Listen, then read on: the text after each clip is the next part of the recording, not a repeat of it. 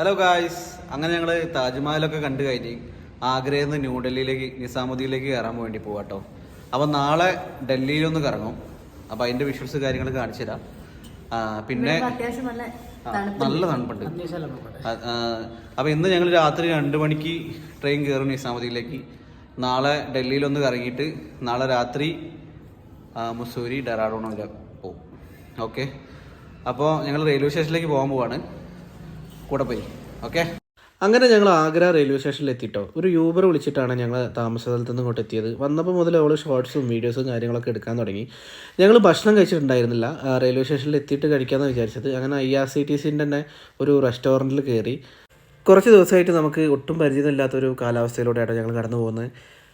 5, 6 പിന്നെ 3 ഒക്കെയാണ് ടെമ്പറേച്ചർ വരുന്നത്. അതുകൊണ്ട് തന്നെ സൗണ്ടും കാര്യങ്ങളൊക്കെ പോയിട്ടുണ്ട്.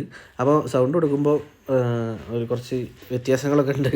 അപ്പോൾ അതൊന്നും നിങ്ങൾ അഡ്ജസ്റ്റ് ചെയ്യുക. ഞങ്ങൾ 3 പേരും മസാല ദോശയായിട്ട് ഓർഡർ ചെയ്തത്. അത് കഴിച്ച് കഴിഞ്ഞ് ഞങ്ങൾ നേരെ റെയിൽവേൻ്റെ ലോഞ്ചിലെത്തിയിട്ടോ. ഇത് അപ്പർ ക്ലാസ് ലോഞ്ചാണ്. ഇവിടെ നമുക്ക് കാശൊന്നും ആയില്ല. ടോയ്ലറ്റ് യൂസ് ചെയ്യുന്നുണ്ടെങ്കിൽ മാത്രം ഒരാൾക്ക് 10 രൂപ ചാർജ് വരും. അതിനുള്ളിൽ കയറിയപ്പോൾ തന്നെ അശ്വതി കിടന്നുറങ്ങാൻ തുടങ്ങി. അവളെ പറഞ്ഞിട്ട് കാര്യമില്ല. സമയം നേരം 12 മണിയായി. ഞങ്ങൾക്ക് 2 മണിക്കാണ് വണ്ടി പറഞ്ഞിരുന്നത്. പക്ഷേ വണ്ടി ലേറ്റാണ്.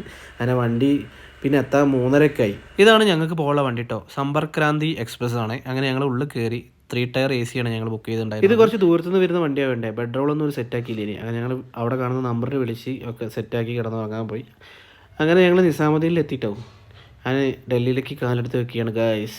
നിസാമുദ്ദീനിൽ ഇറങ്ങി കഴിഞ്ഞ ശേഷം എങ്ങോട്ട് പോകണം, എന്ത് ചെയ്യണം എന്നുള്ള പ്രത്യേകിച്ച് ഐഡിയ ഒന്നും ഞങ്ങളുടെ കയ്യിൽ ഉണ്ടായിരുന്നില്ല കേട്ടോ. അങ്ങനെ ഞങ്ങൾ ഫ്രണ്ട് അഖിലിനെ വിളിച്ചിട്ട് ചോദിച്ചപ്പോൾ പറഞ്ഞ് 8ാമത്തെ പ്ലാറ്റ്ഫോമിൻ്റെ ആ ഭാഗത്ത് നല്ല റൂമും കാര്യങ്ങളൊക്കെ കിട്ടും, റൂം പോയി കണ്ടിട്ട് എടുത്താൽ മതി എന്ന് പറഞ്ഞു. അങ്ങനെ ഇവിടെയാണ് ഞങ്ങൾ റൂം എടുത്തത്. അത്യാവശ്യം നല്ല റൂം തന്നെയായിരുന്നു കേട്ടോ. റൂമൊന്ന് കാണിച്ചു തരാം. 3 ബെഡൊക്കെ ഉള്ള 4 ഉണ്ട്.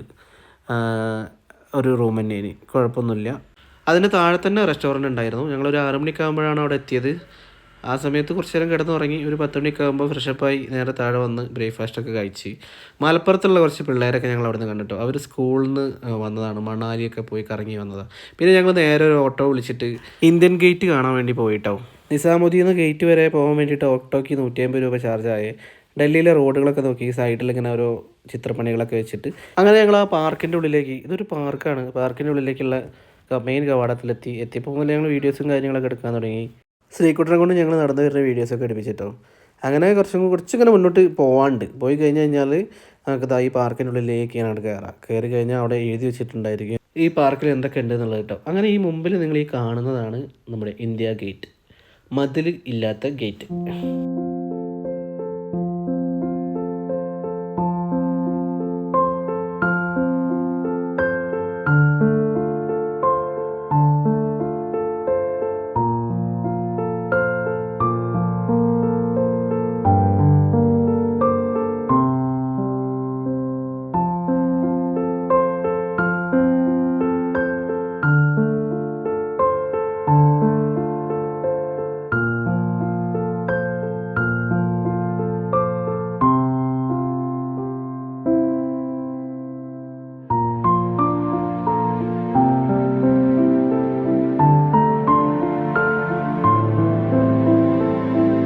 അങ്ങനെ ഞങ്ങൾ ഇന്ത്യ ഗേറ്റിൻ്റെ കാഴ്ചകളൊക്കെ കഴിഞ്ഞിട്ട് ഗൂഗിളിൽ നോക്കിയൊരു കേരള ഹോട്ടലും കണ്ടുപിടിച്ച് അതിൻ്റെ ലൊക്കേഷൻ തേടി പോവുകയാണ് ഗൈസ്. അവസാനം ഞങ്ങൾ കണ്ടെത്തി INA എന്ന് പറഞ്ഞ സ്ഥലത്താണ് കേട്ടോ. അവിടെ ഒരു മെട്രോ സ്റ്റേഷനും കൂടി ഉണ്ട്. അങ്ങനെ നടന്ന് ഞങ്ങൾ ഹോട്ടലിൻ്റെ മുമ്പിലെത്തി ഗൈസ്.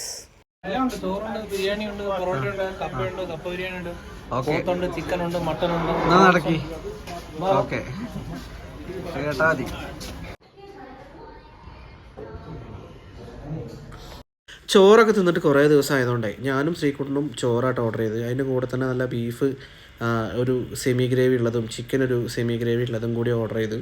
അശ്വതിയാണെങ്കിൽ പിന്നെ ബിരിയാണി വിട്ട് ഒരു കളിയില്ല. അത് കേരള ഹോട്ടലിൽ നിന്ന് പറഞ്ഞപ്പം തന്നെ കേക്ക് പറയുന്നുണ്ട് എനിക്ക് ബിരിയാണി ഇല്ലാതെ വേറെ ഒന്നും വേണ്ടതുള്ളത്. പിന്നെ ഒന്നും നോക്കിയില്ല, എല്ലാം അടിച്ച് മാറി ഞങ്ങൾ പുറത്തേക്ക് ഇറങ്ങിയിട്ടോ. പിന്നെ പുറത്ത് ഞങ്ങൾ സെൽഫിയും കാര്യങ്ങളൊക്കെ എടുത്ത് ഞങ്ങൾ നേരെ പോകുന്നത് മെട്രോയിലേക്കാണ്. തൊട്ടടുത്ത് തന്നെ INA എന്ന് പറഞ്ഞിട്ടുള്ള ഒരു മെട്രോ സ്റ്റേഷനുണ്ട്.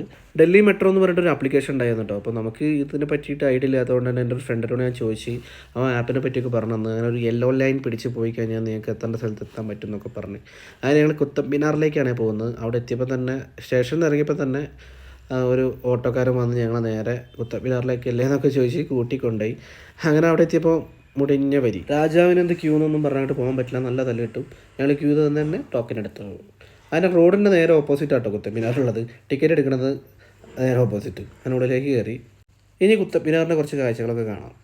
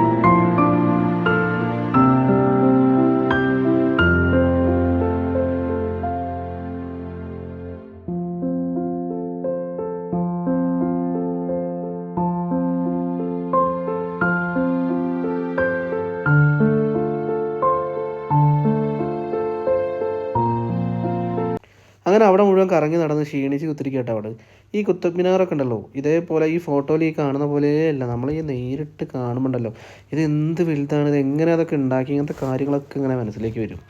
അടിപൊളിയാണ് സംഭവം. ഒരിക്കലെങ്കിലും ഒന്ന് കണ്ടു നോക്കണം. അങ്ങനെ ഈ വീഡിയോ ഇവിടെ കഴിഞ്ഞു. അടുത്ത വീഡിയോയിലൂടെ കാണാം.